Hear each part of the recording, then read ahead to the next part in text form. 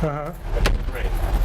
Well, I originally wanted to, this was like in the late 70s when graffiti artists were bombing trains. First, I just moved to New York and I was amazed at how cool that was. And it was dangerous and it was exciting, but it was also scary. So, that was sort of the pot that I wanted to be boiling in. So they do these big, bright, huge, attention-getting, colorful tags with their names on it. So I wanted to do the smallest, most anonymous pieces.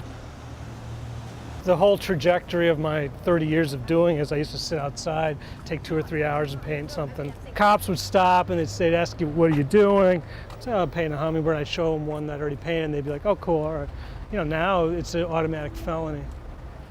So I don't do it anymore because I don't want to go to jail. The climate has changed so much in the city. I put a sticker up, or I stick something up. Like there's one of my hoodie stickers right there. It's just like boom and I'm out of here so the cops don't see me and I don't get arrested. I know people think I put those hoodie characters up to mark where they sell drugs, but it's true, that's where they were. This was in the Lower East Side, which was not a nice neighborhood. You would not want to go there unless you had to. I mean, that's where I used to live, was the big drug market neighborhood. But it was about a lot more than that. So it was drugs, it was crime, there was HIV. So people were dying, shooting up with used needles even though they knew it was killing them. It's just sort of a poetic gesture, that guy. There is an ominous tone to it, but there's more to it, I mean, to me, And so I wouldn't define it too much. I wouldn't define any of them too much. Mostly what I'm influenced by is music. Moving here in the 70s, seeing like Patti Smith and the B-52s, and there's the Ramones, who I love to death. So if you were in art school, chances are you were in a band back then.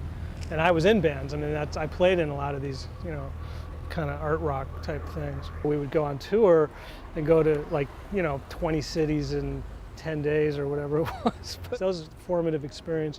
Punk rock, noise, chaos. End of the world, no future by night, and then by day I'd be in these museums which were astonishingly quiet, just the old master museums, because that's the kind of painting I like. So I really, I was in Vienna and Berlin and Paris and London. I went to all the major museums and took them in. So something happened to me there, which is how I came up with this kind of, urban art thing that I do.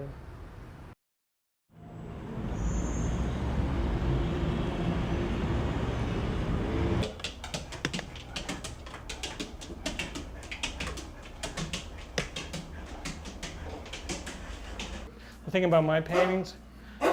Excuse me, Camille. What are you doing?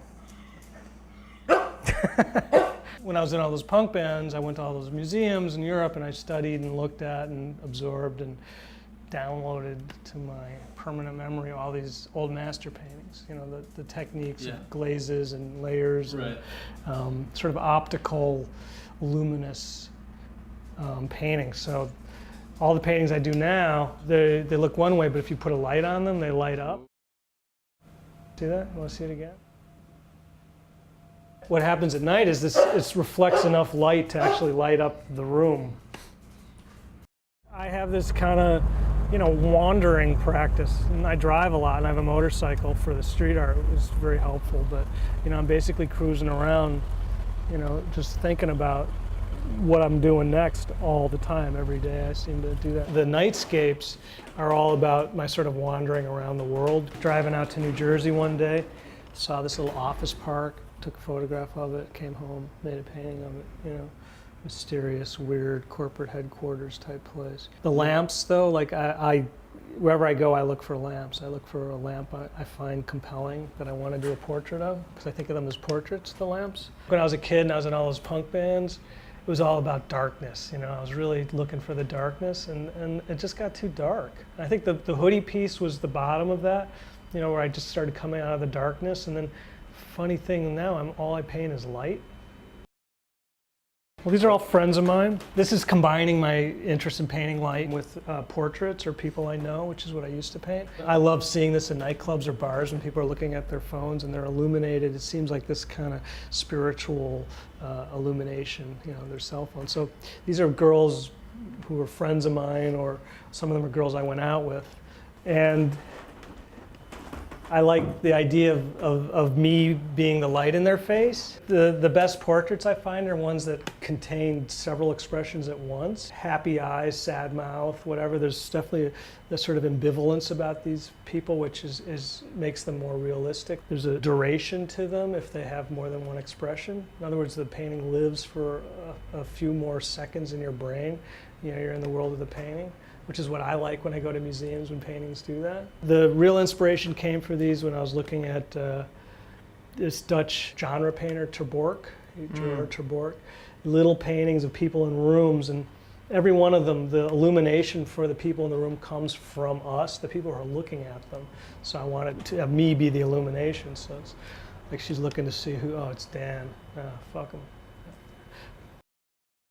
I would never be satisfied or happy. I mean, I'm just like congenitally restless by nature, which is, you know, it's not so fun being me, but it's actually been really good for my work because I don't do the same thing over and over again. When I was a kid, I would walk home instead of paying for the subway. So I spent like 3 or 4 hours a day just walking the streets in New York and loving them. I think the whole body of my work is just a huge romance with New York City. It's all about how much I love the city.